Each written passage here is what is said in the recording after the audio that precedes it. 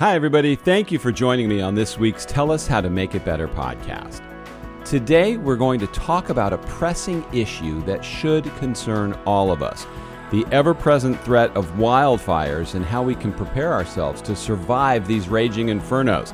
My guest is O.P. Almaraz, the owner of Allied Restoration and Allied Disaster Defense. He brings with him over 30 years of hands-on experience. O.P. is on a mission to change the game, preparing communities to confront wildfires head-on and minimize their devastating impact.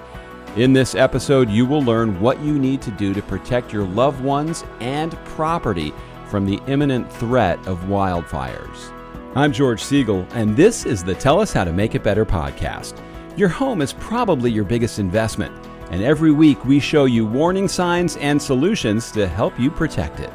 Tell Us How to Make It Better is partnering with the Readiness Lab, the home for podcasts, webinars, and training in the field of emergency and disaster services. OP, thank you so much for joining us today. My pleasure. Thanks, George. Thanks for having me. Yeah, so when I found you on LinkedIn, I saw the stuff you do with fires and fire prevention. So tell us what you're working on and what you do to make things better. Yeah, so for over 25 years, I've been a disaster restoration contractor. So I'm typically involved after there's a disaster, after there's a fire or water damage. And about 3 years ago, I started to get a request for home hardening, the new term that we all hear nowadays, right? That's sometimes a little confusing. But insurance companies were requiring homeowners to harden their homes against wildfire. And I had no idea what that meant. So I dove into trying to figure out what this was. And through my series of just a deep dive, I was able to run across IBHS, the Insurance Institute for Business, Home, and Safety, which is one of the leaders in research of wildfire and other disasters. And then I also ran into FosCheck, where you spray, the vegetation to make it non-flammable. It's the same product that you see dumping out of the airplanes that's red. So I got into that. So now we're doing prevention and disaster restoration together.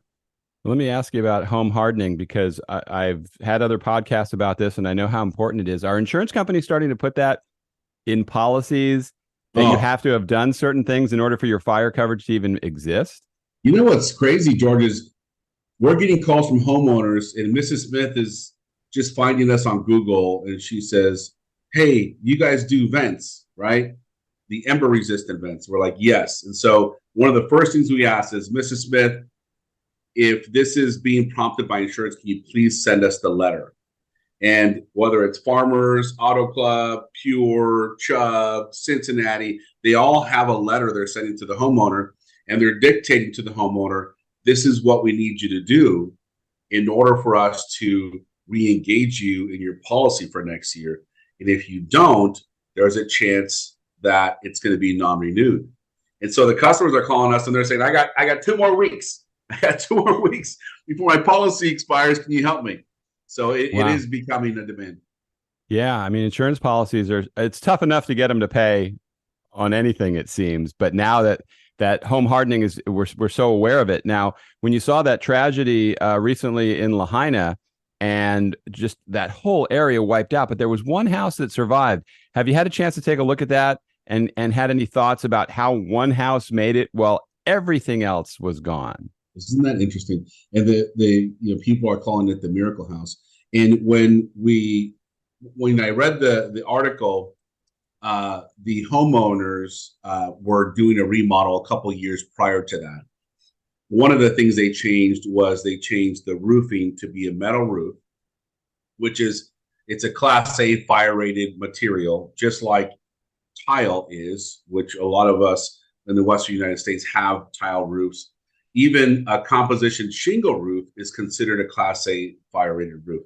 So the roof in and of itself was good, but a lot of us have that type of Class A roof. One of the things they did that was significant is they cleared from the 0 to 5 of the perimeter of the home, 0 to 5 feet. They cleared all of that around the perimeter. And they said they didn't clear it because of wildfire. They cleared it because of termites. They didn't want the termites to, invade the home because the home was, many, many years old, and made of wood. And so the 0 to 5 really became kind of like the emphasis of, okay, wow, this really works. And one of the reasons behind that, George, is if you have your home here, and this is the exterior wall, embers are flying.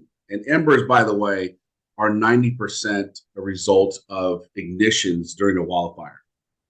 And so that was dictated by the IBHS. But embers are flying, and they hit the home, and then they drop to the ground. And if we have any vegetation there that is flammable, that's what begins to ignite. And so when it's clear, you got the embers dropping right down to the ground. There's nothing to ignite. And when you look at Lahaina, we've seen these horrific videos. Embers are flying. They're like bullets. It's incredible.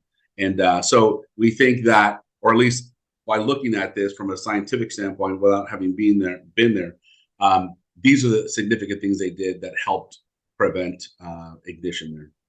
Now, ultimately, there has to be a certain amount of luck involved, even if you're as prepared as you can. I mean, you can do everything right and still have something go wrong. So when you look at the rest of that area, are you seeing any early indications of what could have gone so wrong that so many people were wiped out? I mean, that looks like paradise, California all over again. And you just would never expect that in Hawaii.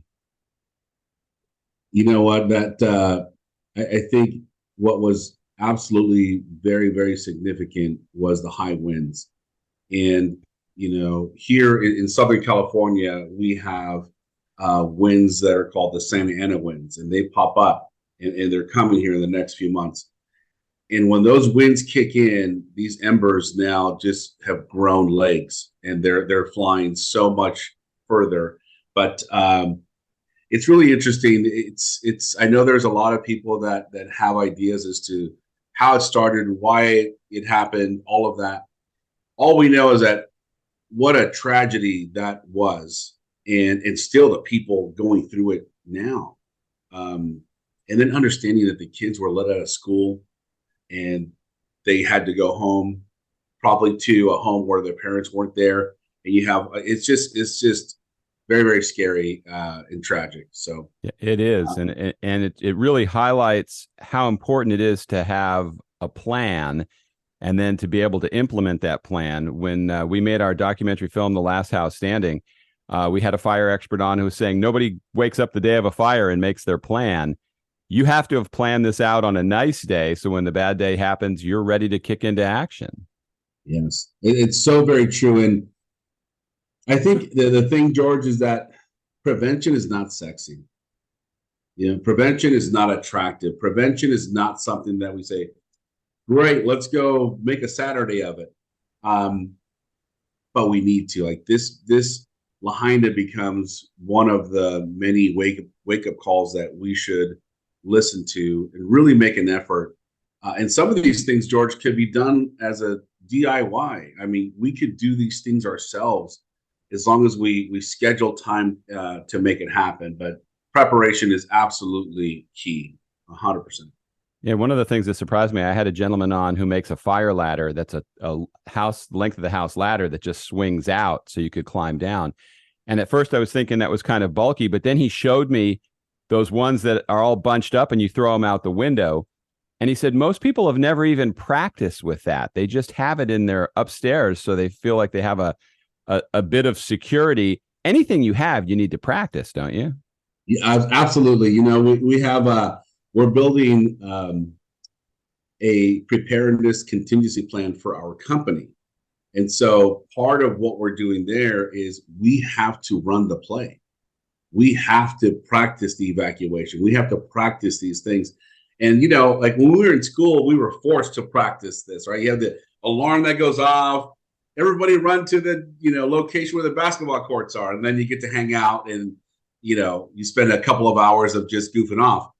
The reality, though, is that this is the muscle memory that we need to engage for our own homes and our children. And they should understand if we're evacuated, this is the meeting place. So there's a lot less confusion. So absolutely, George, I think prevention and running the play of the plan is crucial. And it's just a matter of how many of us do it. And when I say how many of us, I'm including myself, right? So we have to be able to run the play. And because of this show, I promise I'm going to do that in the next couple of weeks. So now I'm committed. I have to. We're going to hold you to it. You know, it's not funny, but it's ironic because of what I do. You would think that I would have done all that stuff, and I'm lax on certain things as well. And when we see first responders after floods or fires or any tragedy, and those guys just bravely run in there and are saving people, they're not just starting it that day. They've practiced it. They know what they're doing. I don't think people take disasters that seriously. What's your sense of that? Yeah, and what's interesting is we actually employ 12 firefighters right now. And they are the ones that do the home assessments for the wildfire prevention. And so when I listen to them and I listen to their stories, these men and women have this heart to serve people, and they have been rigorously trained, and it just becomes part of their DNA.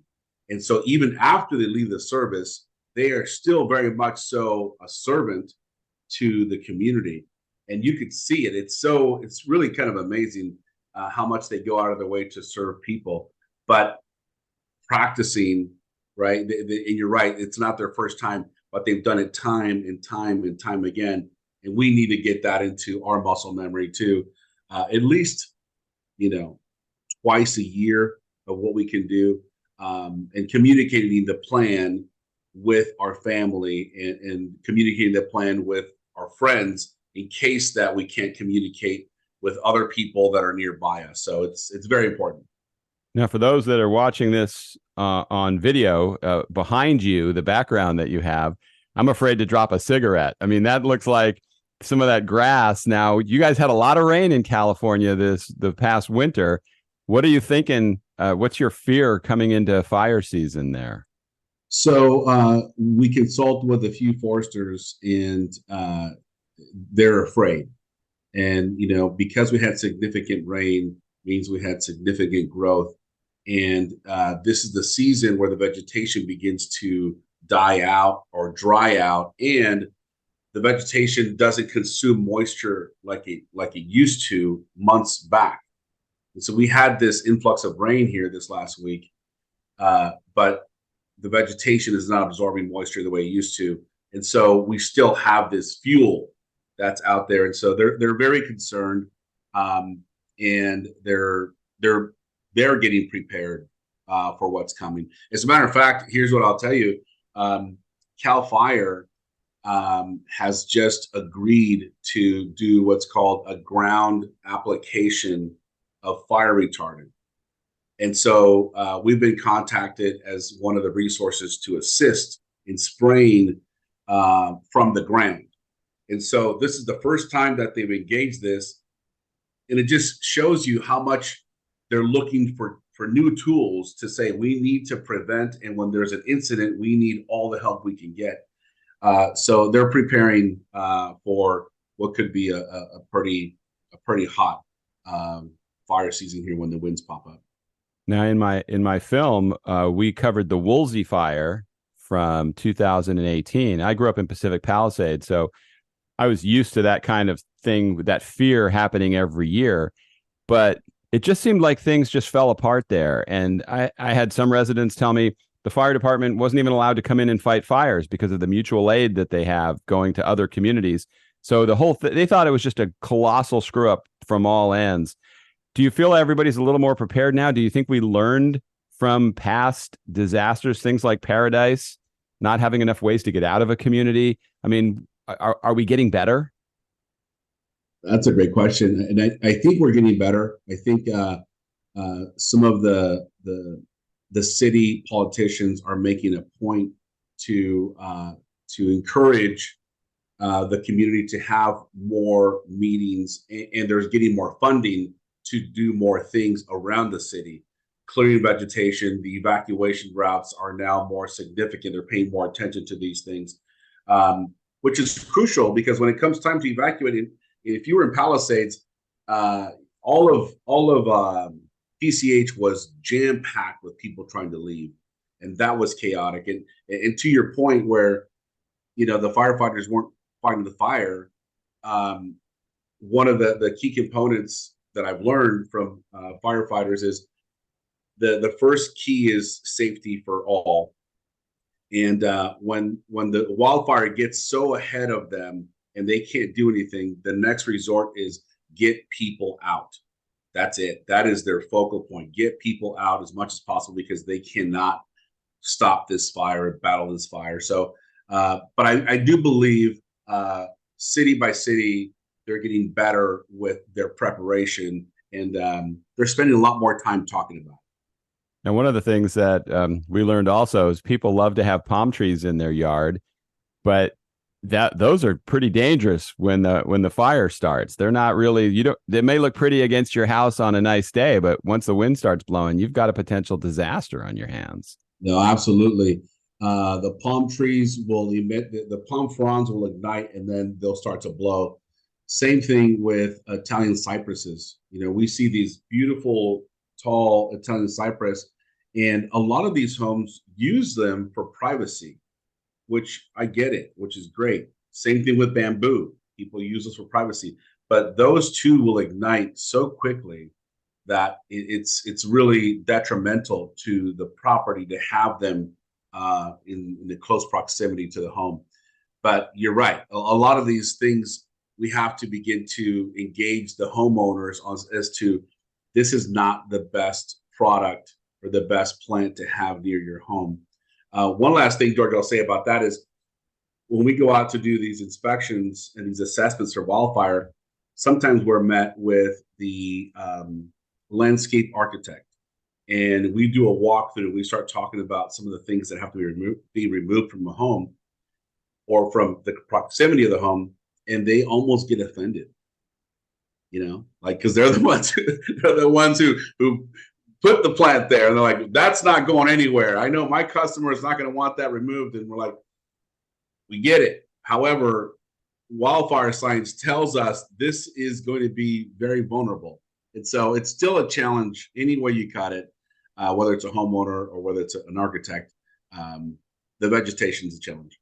I bet. Now, I live in Florida, and I'm always amazed that people here are still building a lot of wood-framed houses on the second floor when we have the technology and the knowledge to build it better. In California, we have technologies that would make houses safer from fires. Why do you think people aren't just diving into that? Why would you ever build or remodel a house and not have that in the front of your mind, seeing what happens every year? That's a great question. I think if a homeowner is going to build a home, they definitely should be looking at steel.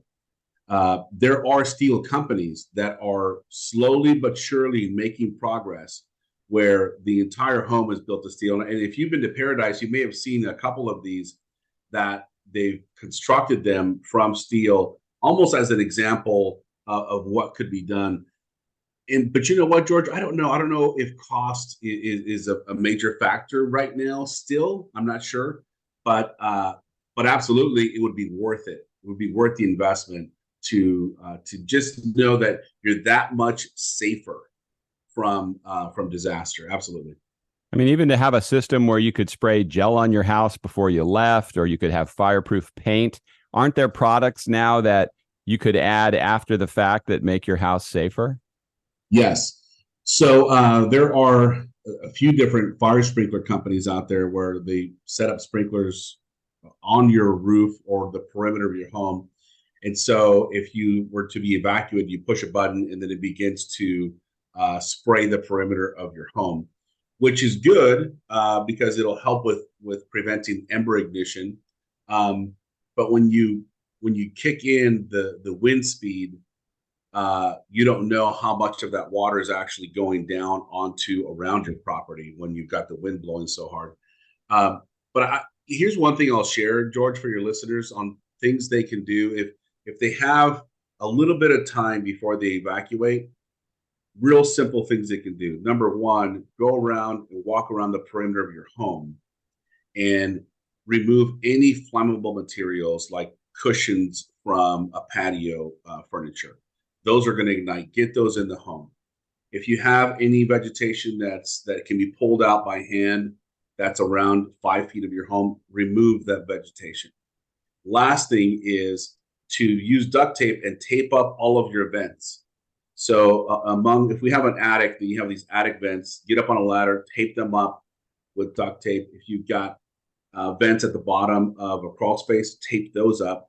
And that's just those things there alone are going to increase the chances of your home surviving, because now you've removed the ember ignition that could go into the attic or could go into a crawl space and ignite, and you remove the threat around the perimeter of your home. So I do want to share those bits and pieces with customers, because even when you have a little bit of time, there's still some things you can do before you leave. Now, a lot of people also think if they have some system that can throw water on their house, if just their house was at risk of fire, that water pressure might be strong. But when an entire city is now worried about fire and everybody's running their water, that pressure gets pretty weak, doesn't it? It does. It does. And so some of these systems will be tapped into either a swimming pool, or you have to install your own tank, so you can not have to depend on municipal water to get it, because you're right. It's being used up. What's the pressure like? What's really going on? And in some cases, they'll shut off certain areas so they can have more pressure for the fire department. So it is still risky, and you're still taking your chance on those types of products for sure. Now, at the time we're doing this interview, we're facing a hurricane that's headed towards Tampa. You guys had a taste of that real briefly a week ago with that. What were your thoughts as you saw a hurricane coming up the Pacific towards Los Angeles? Yeah, so there were the news was setting us up for what could be very, very difficult along the beaches, but Palm Springs they knew was going to get hit, and sure enough, they had record flooding, and it was incredible the amount of water that was poured onto that city within a short period of time. I think they got record rainfall in one day that they normally get in a year. So houses flooded, cars underwater, stuff that in Florida people typically see, right? Like you're almost used to it. Here in California, you're like, what is happening? We're used to the fire, but now we have this flooding also, right? And then we had some mudslides that really caused some havoc for some homes. Yeah, fires, once they've moved through. I learned a new term that I haven't heard a lot. I always learn things on the Weather Channel. Burn scars from where the fires were, and then that's where the mudslides happen next. So once the fire's gone, all that vegetation that was holding that hill together, you have other problems you have to worry about. So true. And it was, we saw that firsthand in Santa Barbara when the wildfires hit. That was a significant fire. And weeks later, here comes the rain. And you're exactly right. Once the vegetation that has roots in the system of the soil, once that's been removed or burnt, forget it. Now we've got another top layer of just loose dirt that now is being pushed in. And then we saw homes covered in mud, and some of them that took a while to figure out where they were. But absolutely another thing to be considered and for us to be prepared for. Now, do you see any kind of pattern when these disasters happen with fires, whether they're caused by man or caused by nature? It seems like we always hear of some utility company that did something, or somebody did something wrong, or a campfire gone bad. Is there any pattern, or is it just awful bad luck that then just affects hundreds of thousands of people? I think there's still when Smokey the Bear was here, he would say only you can stop forest fires, and there's some truth to that from the standpoint of people aren't necessarily maliciously igniting brush, although that does happen. But you've got the campfires that are being they're not attended properly, or you have someone driving down the road with a chain that's dragging, and those little sparks can cause a fire. Or you have a vehicle that pulls over to the side that has a lot of heat, that could ignite vegetation too. So human aspect of it definitely plays a part, but we also have lightning strikes. We also have like you said, the power outages. I live in the WUI, in this wildland urban interface. So here, when the winds kick up, the utility companies will just shut down the power. So like they won't, no warning. They'll just say, "Well, we're done," because they don't want to have this issue, right? That a lot of power companies have been engaged with, which is, they should have shut the power off. Their power line went down, caused an ignition, and now it started this raging wildfire. So they're becoming more and more cautious. But it's still happening. Now, I always say everybody needs to make sure, especially for out there heading into fire season, if you can get it, and hopefully you can, even though it's ridiculously expensive, make sure you have insurance. What would be the main piece of advice you would have for somebody that lives in an area where they need to be concerned about fires? With regards to insurance? Well, with regards to insurance and with regards to things they should start thinking about now so they're not waiting. Let's just, we've talked about it, but let's just kind of summarize what you think people need to be aware of. Absolutely. So, two things. When you have insurance, what I would say, if you have insurance, look at your policy. Okay. I mean, I know it's not something that we all want to do, but the reality is either look at your policy, read it, or have your agent interpret it for you. And what you're looking for is, are there limitations to my wildfire risk? And in some cases, the insurance carriers will say, okay, Mr. Smith, your home is worth $500,000. Here's your insurance.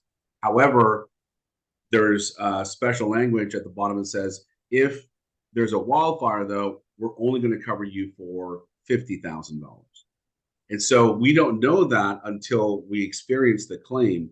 And now we're left with, holy moly, a major problem, out-of-pocket expenses. And sometimes it becomes very difficult to rebuild. But look at your policy, number one. Number two, you want to be able to prepare the home. And the things that I mentioned earlier, number one, 0 to 5, go around the perimeter of your home. And I know some of us are attached to our vegetation or to our ornamental plants, but that really does put your home at risk. You're inviting the fire to your front door. And just think about it that way. Like, let's keep the fire away. Let's not invite it to our front door. So, for example, when the embers do hit the house and they go down to the floor, if you have a shrub there that's near a window, which looks kind of nice when you're driving around and the people get to admire your home, that brush will ignite, and now it causes heat transfer onto the window, and now you've got window that's busted, and now you have engulfed flames. So around the perimeter of your home, 0 to 5. Number two, your vents. If you have most homes are going to have the vents, and you want to be able to purchase ember resistant vents as an option, or there's also a 16-inch mesh screen that is sold. So this screen or the ember resistant vent gets installed in replacement of the existing vent, and that will not allow embers into your vent, but it will still allow ventilation into your attic area. So the vents are number two. Number three is gutter guards. If you have gutters, that's where you have vegetation flying around, little pieces of debris landing on the gutters. If you have a screen, then you're not going to have the culmination of vegetation there that could ignite. So those three things are going to be the critical things that you can do at home, DIY yourself, or contact a company like ours. This is what we do for the homeowners that say, hey, I want it done for me. Great. Then we can do all those things for you. But those are the basic fundamentals of what everyone can do to prepare their home for wildfire. And it also helps you have to engage your neighbors, because if they have those dangers at their house, when all hell breaks loose, that could end up on your property. George, that is the biggest issue. Is we have one homeowner that's a champion that says, yes, I'm going to do it. But then the neighbors cause a risk to your home too. And then it goes on and on. So we have to be able to have these conversations with our neighbors and explain and show them how they are also vulnerable And let's just imagine what an entire street would look like that is ready. And then an entire neighborhood, an entire community that has done these things. That would be amazing. But it's slow moving, George. It's not taking off like everyone thought it should. So it's one person at a time at this point. Well, that's the best. That's the best we can do. OP, all your information, contacts will be in the show notes. I appreciate you making the time to join me for this, and I look forward to seeing how things go out there for fire season. But I'll be watching that closely. We will too. And George, thank you for having me. My feeling here is we just want every homeowner to be a little more prepared every single year on being able to expect wildfires to happen, because it is going to continue to happen. Being ready for an evacuation, having the home prepared, and making sure that you're able to come home to a home that is still standing. So thank you, George, for having me. I appreciate it. Thank you. Thank you for joining me today on what is my 100th episode of doing this podcast. All of OP's contact information is in the show notes. And if you have a home building or remodeling story, good or bad, I would love to hear from you. Just use the contact form in the show notes, and you might end up being featured on an upcoming episode. Thanks again for listening. See you next time.